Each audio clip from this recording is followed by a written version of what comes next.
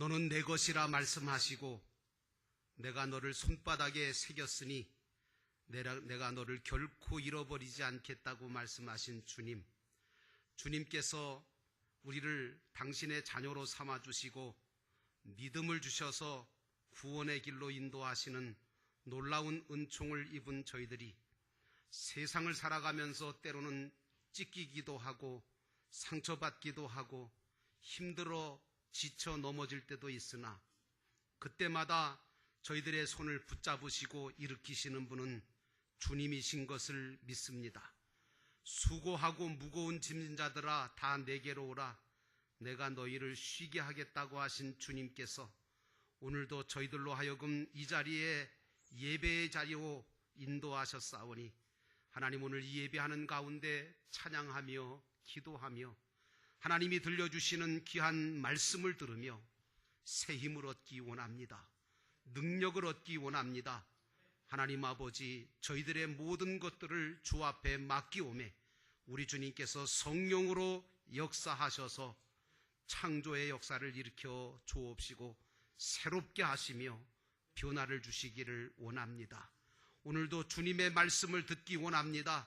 세상에서 들려오는 소리는 다 죽음의 소리요, 사망의 소리요, 절망의 소리지만 하나님께서 들려주시는 음성은 우리를 다시금 소송케 하시는 말씀이시며 우리로 하여금 온전케 하시는 말씀인 줄 믿사오니 그러한 은혜가 이 자리에 임하게 하옵소서. 예수님의 이름으로 간절히 기도하옵나이다. 아멘. 따라하십시다. 오직 예수님, 하나됨이 소중합니다. 그렇습니다. 하나 되는 것이 얼마나 소중한 것인지 오늘도 하나가 되어서 그리스도 안에서 예배하시는 여러분 모두에게 우리 주 예수 그리스도의 은혜와 평강이 넘쳐나기를 주의 이름으로 축원합니다. 오늘 말씀의 제목은 두 사람이 합심하여라고 하는 제목입니다.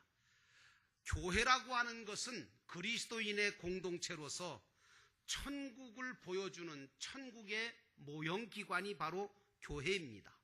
그러므로 교회가 이 땅 위에 존재하는 이유는 천국은 이런 곳입니다 라고 하는 것을 이 땅에서 보여주어서 잃어버린 영혼을 찾아서 구원하기 위해서 존재하는 것이 바로 교회인 줄로 믿습니다. 그러므로 교회가 된 저와 여러분 믿는 사람들은 직장이나 가정이나 사회에서 천국을 보여주어야 합니다. 교회는 천국이 되어야 하고 성도의 가정은 또한 천국의 가정이 되어야 합니다. 그런데 현실은 그렇지 못할 때가 너무 많습니다. 왜냐? 우리 스스로가 천국을 경험하지 못하기 때문입니다. 그러므로 교회는 성도 두세 사람이 모여 문제를 해결하기도 하고 그리고 합심해서 무엇이든지 하나님께 기도하기도 하며 함께 모여 하나님 앞에 신령과 진정으로 예배 드릴 때 하나님은 거기에 계시고 그들과 함께 계시며 역사하시는 분이신 줄로 믿습니다. 오늘 그것을 우리가 다시 한번 확신하기를 주의 이름으로 축원합니다.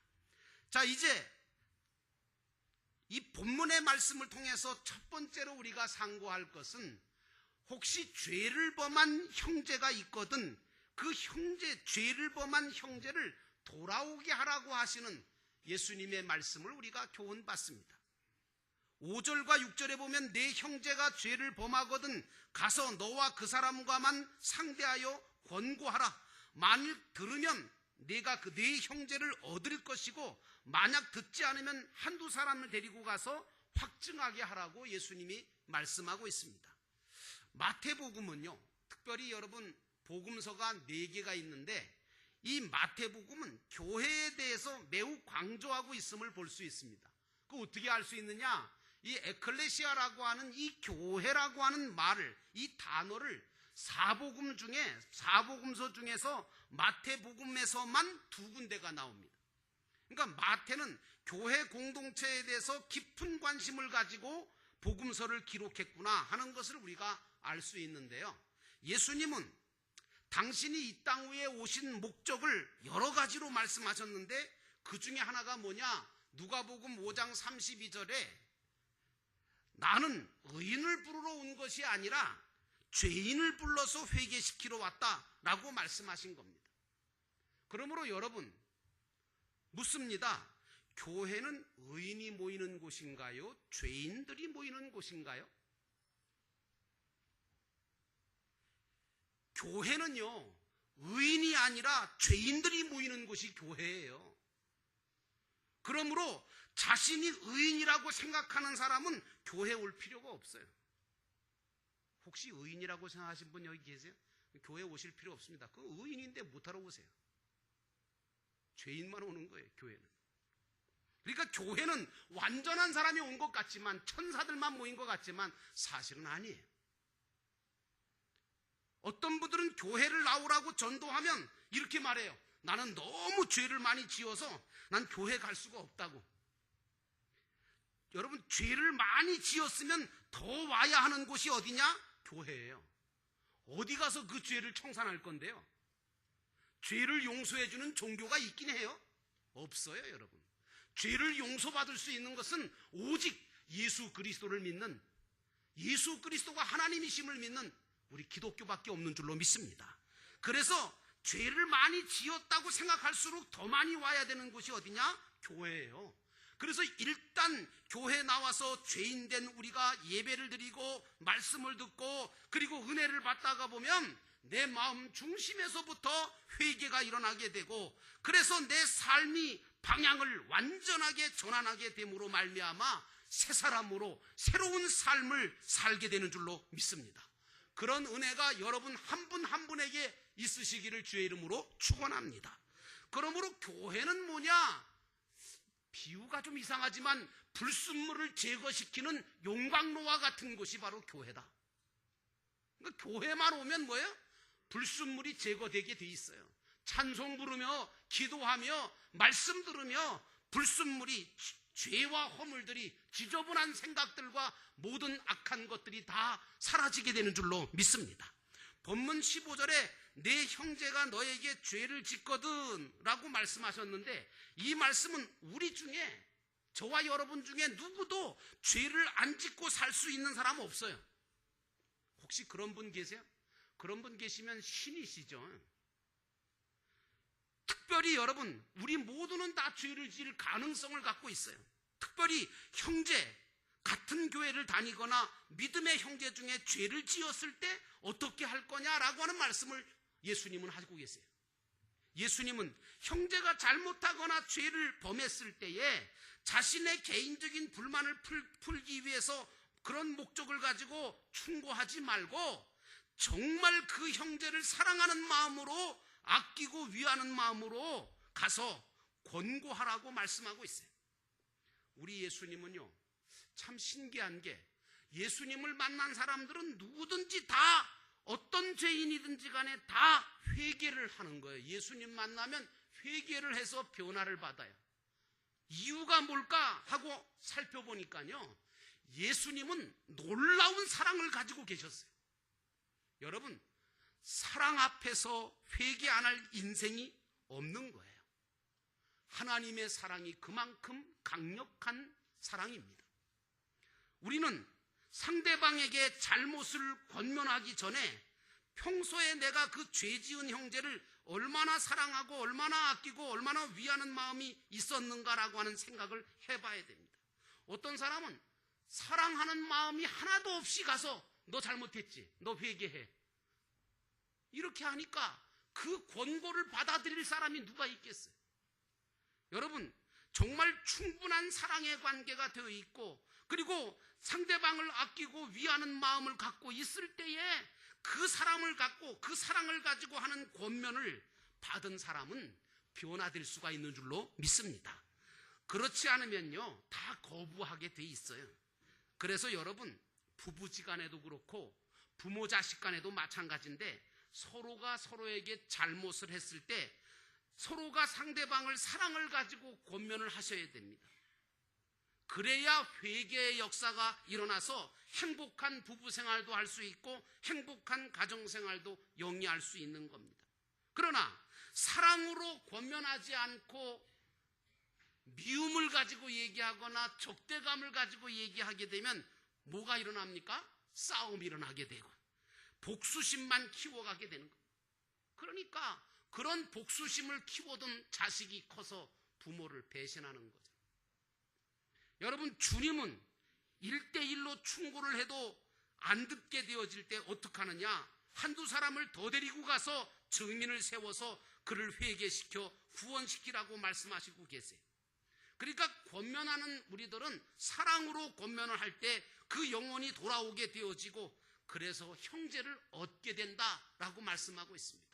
혹시라도 지금까지 여러분들이 권면하실 때에 사랑 없이 권면한 것이 있다면 회개하시고 이제부터는 형제의 잘못된 것을 권고할지라도 여러분들은 정말 그를 위해 기도하며 사랑하는 마음으로 권고하셔서 주님께 돌아오게 만드는 여러분의 삶이 되시기를 주의 이름으로 축원합니다. 예수님은 만약의 경우에 이렇게 한 번, 두 번 이렇게까지 했는데도 회개하지 않거나 듣지 않는 사람이 있으면 어떡할 거냐? 그럴 때는 교회 전체에 말하고 그래도 듣지 않으면 이방인과 세리같이 여겨라 이렇게 말씀하셨어요. 근데 이 말씀을 오해하시는 분은 뭐라 하냐면 그래 첫 번째, 두 번째 말 안 듣고 세 번째 말 안 들으면 아예 그냥 온 교인들한테 알려서 그 사람을 아예 외면하고 무시하고 쫓아내라 그런 말씀이 아니겠느냐? 아닙니다, 여러분. 그런 말씀의 뜻이 아니고 이방인과 세리같이 여기라는 말씀은 뭐냐면 그렇게 권고를 받아들이지 않는 강팍한 사람이 있거들랑 너희들은 아직도 구원받지 못한 영혼으로 그를 여기고 불쌍히 여겨서 나중에라도 회개하고 돌아올 수 있도록 기회를 주라고 하는 말씀입니다. 어쨌든 교회라고 하는 곳은 어떤 곳이냐? 불순물을 제거시키는 용광로와 같은 것인데 그래서 새로운 사람을 만들고 새롭게 변화를 일으키는 것이 바로 교회가 해야 될 사명 중에 하나인 줄로 믿습니다. 오늘 예수님께서는 두 번째로 뭐라고 하냐면 두 사람이 합심하여 구하면 라고 말씀하고 있습니다. 19절에 너희 중에 두 사람이 땅에서 합심하여 무엇이든지 구하면 하늘에 계신 내 아버지께서 그들을 위하여 이루게 하시기라. 여러분, 교회는요 혈연이나 지연이나 학연 등 사람의 감정이나 이해관계로 이루어지는 것은 교회의 모습이 아닙니다. 오직 하나님의 사랑의 줄로만 메어져야 순수 객관적인 단체가 되어야 그게 교회의 모습입니다. 주님의 은혜의 사슬로 메어져야 교회지. 그러므로 내 감정이나 내 기분보다 믿음 안에서 한 형제요 자매로서 사랑으로 하나가 되는 그런 교회를 만들어 가야 되는 책임이 저와 여러분에게 있는 것입니다. 오늘 주님은 19절에 두 사람이 합심하여 구하면 이루어 주시겠다라고 말씀하고 있습니다. 이렇게 말씀하니까 그러면 혼자 기도하면 혼자 구하면 안 들어주신다는 얘기냐? 그런 의미가 아닙니다. 이 말씀은 무슨 말이냐 하면 우리는 혼자서도 구하기도 하고 혼자서도 일해야 되지만 때로는 둘이서도 해야 하고 때로는 셋이서도 할 수 있어야 하고 100명, 1000명, 10,000명과도 같이 구할 수 있고 같이 일할 수 있는 자가 되어야 된다는 겁니다. 우리는 자칫 잘못하면 내 마음에 듣는 사람, 내 마음에 맞는 사람과만 하나가 되고 일을 하려고 할 때가 많아요. 우리는 아니에요. 주님은 우리가 당신과 하나가 되어 다른 사람과 함께 하기를 원하십니다. 그런데 예수님은 요한복음 17장에 기도하시면서 이런 기도를 하셨어요. 우리와 같이 저희도 하나 되게 하옵소서. 저희도 다 하나가 되어 우리 안에 있게 하사 우리가 하나가 된 것처럼 저희도 하나가 되게 하옵소서라고 기도하신 적이 있습니다.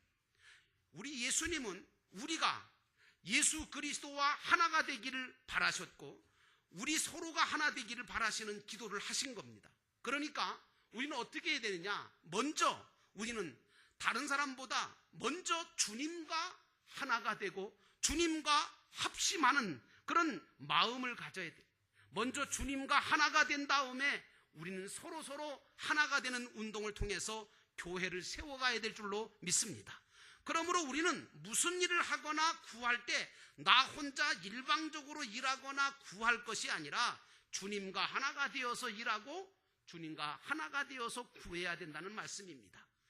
주님과 하나가 되지 않고 하는 일이라든가 기도는요, 아무 소용이 없는 거예요. 말하자면 무슨 말이냐, 우리가 주님을 모시고 일해야지 주님을 모시지 않고 일한다든가 주님 안에서 기도하지 않으면 그건 아무 소용이 없는 거예요. 그러나 내가 주님을 모시고 일을 하고 내가 주님 안에서 기도하면 하나님은 그 모든 일과 그 모든 구하는 것을 하늘과 땅에서 다 이루어 주시겠다 하시는 말씀이 오늘 본문의 요점입니다. 그러므로 사랑하는 성도 여러분, 나는 여러분들이 주님과 하나 되어 다른 사람과 함께 하시는 가운데 아름다운 교회를 만들어 가시기를 주의 이름으로 축원합니다. 마지막으로 주님의 이름으로 모인 교회에 대해서 예수님이 강조하고 있는데 20절에 보니까 두세 사람이 내 이름으로 모인 곳에 나도 그들 중에 있겠다라고 말씀하십니다. 여러분, 이 말씀은 대단히 중요한 말씀입니다.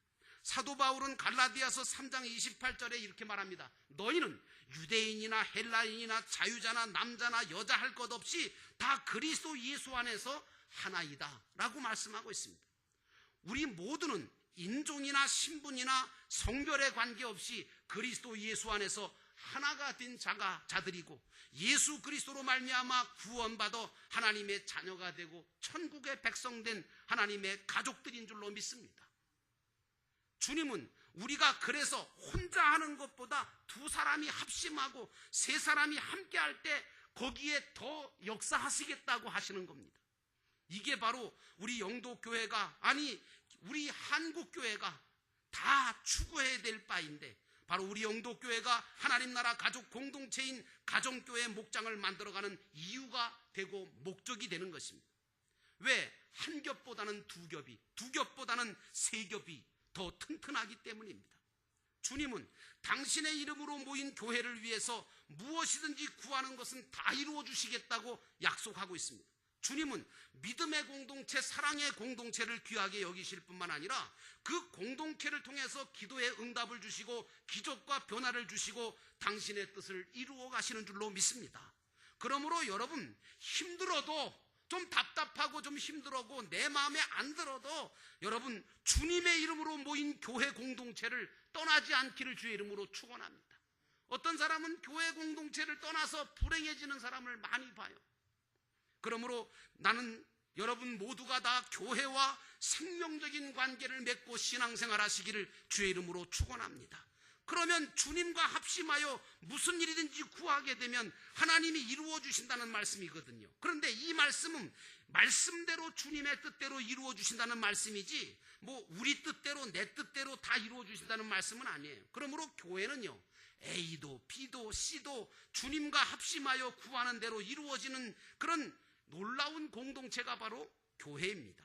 우리는요, 말씀대로 이루어달라고, 말씀대로 이루어지게 해달라고 기도해야지 내 뜻대로 이루어달라고 기도하시면 안 돼요.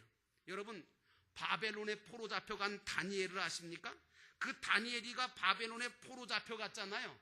그러면서 예루살렘을 향하여 열린 창에서 매일 3번씩 무릎을 꿇고 감사하며 기도를 드릴 때 나를 살려주세요 하나님, 이렇게 기도한 적 없어요. 내 뜻대로 다 해달라고 정욕적인 기도를 드린 것이 아니에요. 그거 어떻게 알 수 있느냐? 왕의 조소를 내렸어요. 왕이 절대로 나 외에는 다른 데다가 절하거나 기도하거나 하면, 다른 신에게 전하면 내가 그냥 안 놔두겠다 하고 정말 사자굴에다 다 집어쳐놓겠다고 왕이 조소에다가 어인을 찍었잖아요. 그걸 다니엘이 총리이기 때문에 다 알았어요.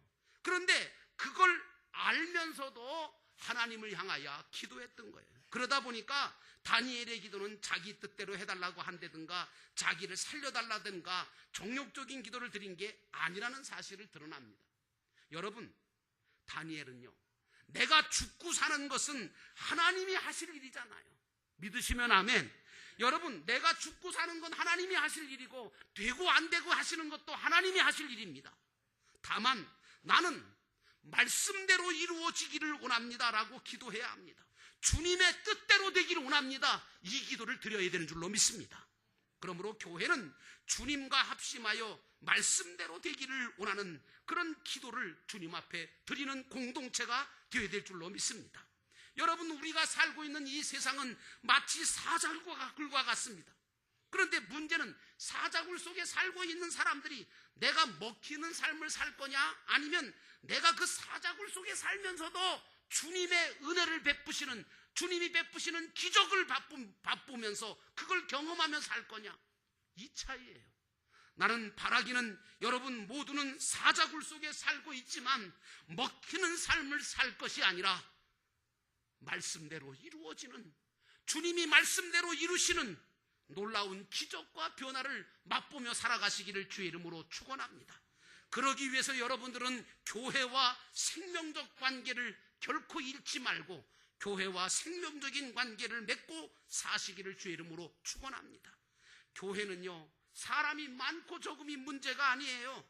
주님과 합심하여 구하는 자들이 모여졌느냐 아니냐라고 하는 문제가 큰 거예요. 그러므로 오늘 우리 모임 속에 비록 두세 사람이, 적은 사람이 모였을지라도 주님이 계시면 괜찮아요.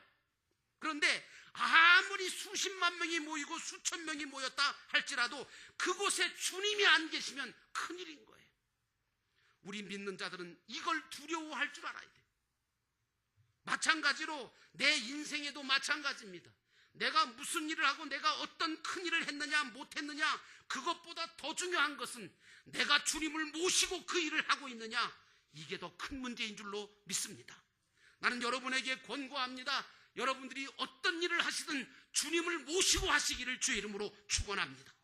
주님을 모시지 않고 한 일은 아무리 큰 일이라도 그건 의미 없고 가치 없고 소용없는 일입니다. 그러나 주님을 모시고 한 일은 아무리 작아도 그것은 큰 일이요, 복된 일이요, 가치 있는 일이요, 하늘의 상과 면류관과 직결되는 일임을 여러분 기억하시기를 축원합니다. 그러므로 사랑하는 성도 여러분, 주님과 동행하시기 바랍니다. 주님과 함께하는 인생을 사시기를 바랍니다. 주님은 우리를 위해서 모든 것을 이루어 주시는 분이십니다. 그러므로 교회와 생명적인 관계를 맺고 열매를 맺을 뿐만 아니라 여러분들의 삶은 주님과 동행함으로, 주님과 함께함으로 주님의 뜻을 이루어 영광 돌리시는 복된 인생을 살아가시는 저와 여러분 되시기를 주의 이름으로 축원합니다. 기도하겠습니다. 우리 기도하실 때 하나님, 오늘도 우리가 주님과 합심할 줄 모르고 주님과 함께 하지를 못했습니다. 주님과 함께 하지 못하니까 다른 사람과도 함께 하지 못했습니다. 주님 용서하시고 이제부터라도 주님과 합심하는 저희들 되게 하시고 주님과 하나가 되어서 주님께서 기뻐하시는 교회, 주님이 기뻐하시는 가정, 주님이 기뻐하시는 일들, 그런 일들을 감당하는 멋진 성도로 살게 하옵소서. 세상은 사자굴과 같습니다. 하나님 아버지, 이 사자굴 같은 이 세상 속에서 우리가 구할 것은 하나님께서 나와 함께 하시기를 원하는 것입니다. 하나님, 이 사자굴 속에서도 우리는 기적을 보기 원합니다. 하나님의 역사를 보기 원합니다. 오늘 이 기도를 하나님 앞에 조용하게 마음속으로 신앙의 고백 가지고 하나님 앞에 기도하시겠습니다.